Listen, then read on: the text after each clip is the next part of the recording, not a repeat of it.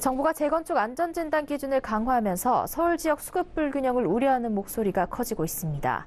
재건축 사업은 집을 새로 지을 땅이 없는 곳에선 사실상 유일한 주택 공급 방법이기 때문입니다. 이에 따라 정부는 서울에 있는 8만 가구에 달하는 빈집을 활용한다는 계획입니다. 정창신 기자가 보도합니다.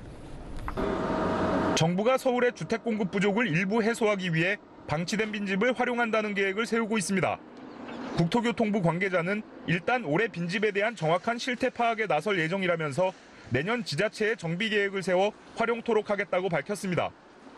서울연구원 조사에 따르면 서울 빈집은 꾸준히 8만 가구가량 유지되고 있습니다.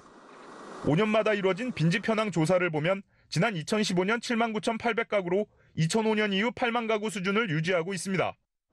자치구별로 보면 강북 지역 14곳에 4만여 가구, 강남 지역 11곳에 3만 8천여 가구가 있습니다.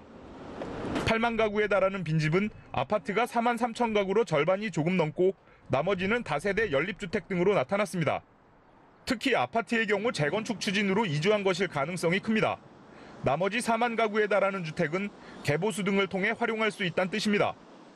우선 정부는 빈집 정비 사업에 관한 업무 처리 지침을 통해 1년간 아무도 살지 않은 집을 빈집으로 규정했습니다.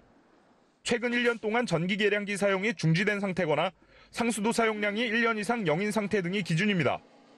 또 빈집을 1등급부터 4등급으로 나눠 철거나 개보수 수준을 판단할 수 있도록 했습니다. 지난 9일 시행된 빈집 및 소규모 주택 정비에 관한 특례법에 따르면 지자체에선 집주인들이 소규모 주택 정비를 할 경우 소요되는 비용을 융자해 줄 수 있습니다. 또 연면적 20% 이상을 임대주택으로 건설 시 용적률을 법정 상한까지 완화해주고 조경 기준 등을 최대 50% 완화해줄 수 있습니다. 업계에선 서울시가 추진 중인 도시재생 사업처럼 빈집을 소규모 도서관 등 테마형 주택으로 정비하거나 거주 공간 외에 공동 육아를 위한 공간을 마련하는 등 부족한 기반 시설을 만들어야 한다는 제안도 나옵니다. 서울경제TV 정창신입니다.